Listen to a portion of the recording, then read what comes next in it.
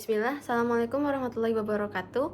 Pada kesempatan kali ini kami akan mendemokan sistem basis data yang telah kami buat sebagai final project perkuliahan basis data 2025. Di sini kami telah membuat sistem database untuk catering sarapan Rajma. Di sini seperti yang bisa kita lihat sudah ada dashboard atau tampilan utama atau menu utama untuk sistem database yang telah kami buat. Di sini tersedia beberapa fitur ataupun tombol yang akan membawa kami ke form-form tertentu sesuai namanya. Nah, pertama-tama kita akan menuju form about us atau tentang kami dulu untuk memperkenalkan diri dan juga memperkenalkan sistem yang telah kami buat. Saya Rafa Rizky Airaswala dengan NRP 5054251017. Saya Dinetza Arafa Wideti dengan NRP 5054251018. Oke, jadi kami merancang aplikasi ini sebagai database untuk catering sarapan Rajma. Aplikasi ini digunakan untuk mengelola data pelanggan, data pesanan, data pegawai, laporan usaha, dan mempermudah mengorganisasi detail setiap pesanan serta detail penjualan juga pemasukan. Kita akan kembali ke halaman utama atau halaman dashboard. Nah, di sini sudah tersedia tombol yang akan mengarahkan kita ke CDM juga PDM yang telah kami buat sebagai dasar untuk mengembangkan sistem database ini. Pertama-tama ke CDM-nya dulu. Jadi di sini bisa terlihat ada 5 entitas. Nah, yang pertama ada entitas pelanggan. Entitas pelanggan ini mengandung atribut ID pelanggan, nama, alamat, nomor telepon, sejuga email pelanggan. Lalu ada pegawai yang mengandung ID pegawai, nama pegawai, jabatan, nomor telepon, juga emailnya. Lalu ada entitas paket yang berisikan ID paket, nama paket, harga per hari paket tersebut, deskripsi paket, dan juga minimal hari paket tersebut dipesan. Untuk detail atau penjelasan lebih lanjutnya nanti akan dijelaskan saat kami menjelaskan table-tablenya.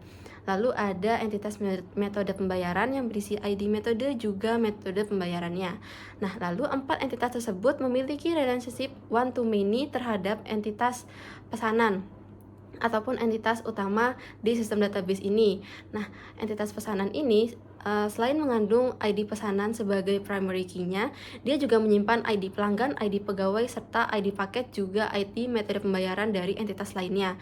Lalu dia juga berisi tanggal mulai pesan, tanggal akhir pesan, jumlah hari atau durasi hari pesanan, tanggal transaksi atau dan juga total pesanan tersebut.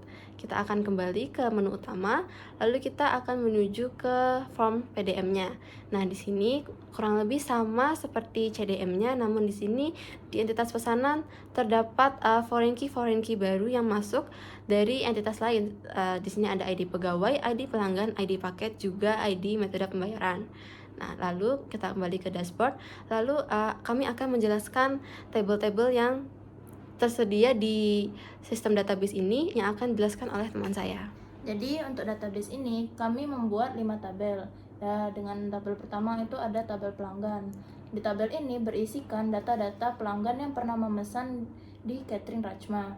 Jadi di sini ada ID pelanggannya, nama pelanggan, alamat pelanggan di mana kami nanti akan mengantarkan catering tersebut, nomor telepon pelanggan, dan akhirnya email pelanggan. Selanjutnya ada tabel pegawai. Di sini itu berisikan data-data pegawai yang bekerja di catering Rajma ini. Di sini kami mempunyai 3 role, yaitu sebagai admin, sebagai driver, dan sebagai koki. Selanjutnya ada paket. Catering Rajma menyediakan 3 paket. Yang pertama itu ada paket basic, yang isinya itu nanti ada nasi, lauk, dan sayur. Lalu ada paket super, nasi, lauk, sayur, dan minum. Dan terakhir itu ada paket spesial, isinya itu nasi, lauk, sayur, minum, plus dessert. Nah, di sini kami membatasi ada minimal durasi pemesanan. Jadi itu minimal pemesanan itu di atas 20 hari. Untuk sementara kecuali spesial ya, itu minimal di atas 22 hari. Lalu ada tabel metode bayar. Catering menyediakan 3 metode pembayaran, yaitu cash, transfer bank, dan kris. Nah, di sini ada tabel pesanan. Tabel pesanan ini berisikan data-data seluruh pesanan yang pernah ada di catering Rajma. Jadi di sini nih ada isinya ID pesanan, ID pelanggan, ID pegawai, ID paket, ID metode bayar, tanggal mulai kapan pesanan catering tersebut diantar, tanggal akhir, jumlah hari, berapa hari memesan catering tersebut, total biaya, dan tanggal transaksi kapan catering tersebut dibayar. Oke, kita kembali lagi ke dashboard.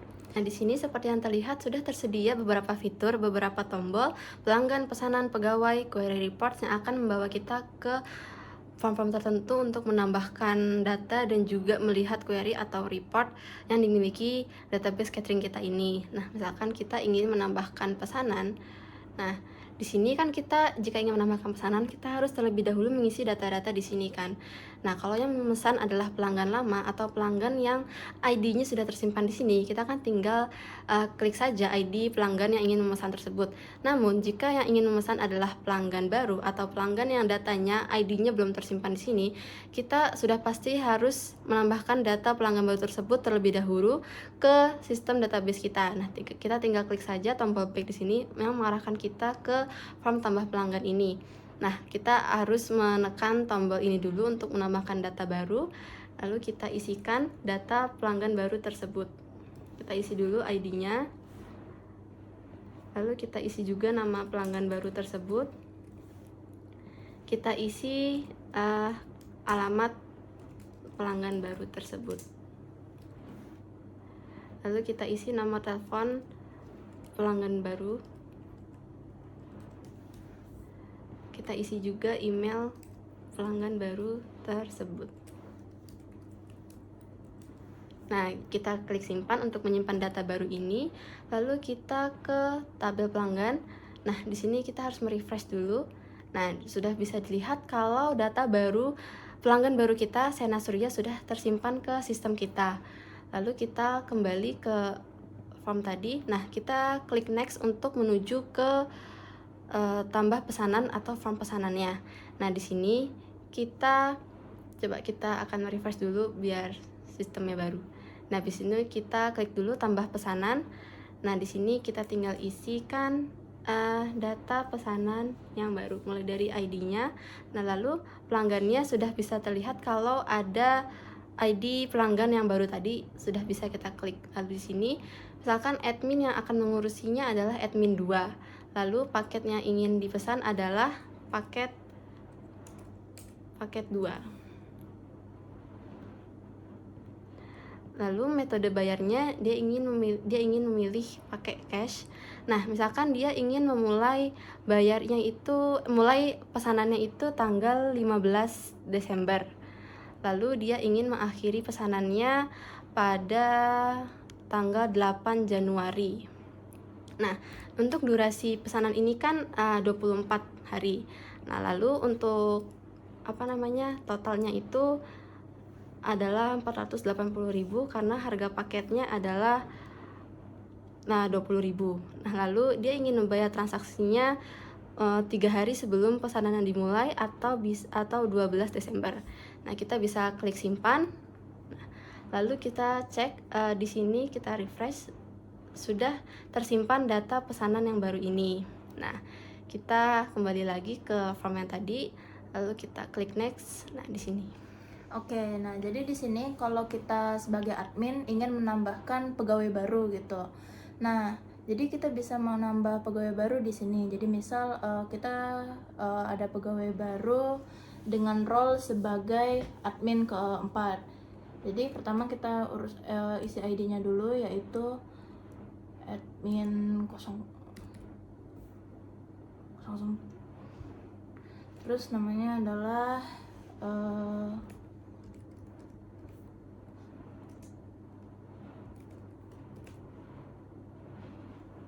lalu alamatnya,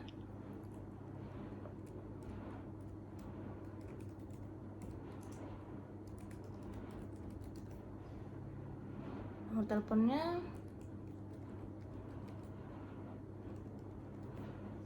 dengan email,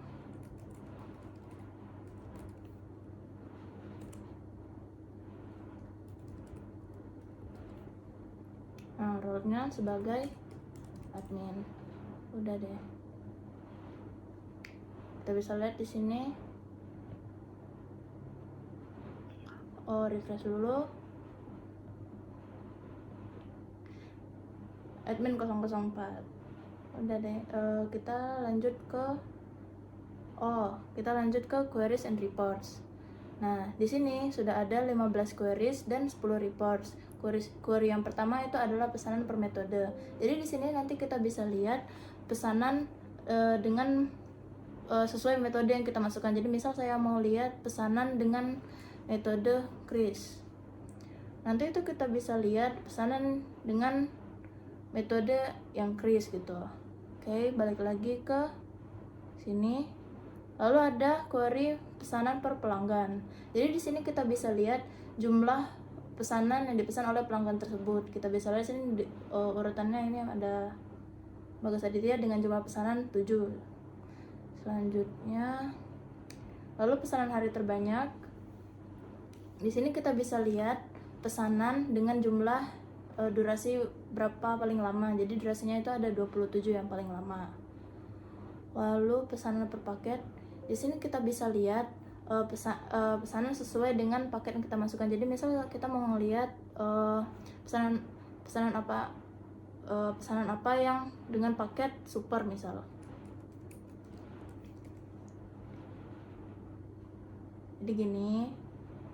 Lalu ada pesanan per pegawai. Kita bisa lihat admin 4 baru menangani 0 pesanan karena dia pegawai baru. Lalu ada Cantika sudah menangani 21 pesanan, sementara admin 2 yaitu Aulia Pramesi itu sudah menangani 9 pesanan. Selanjutnya ada pesanan per tahun.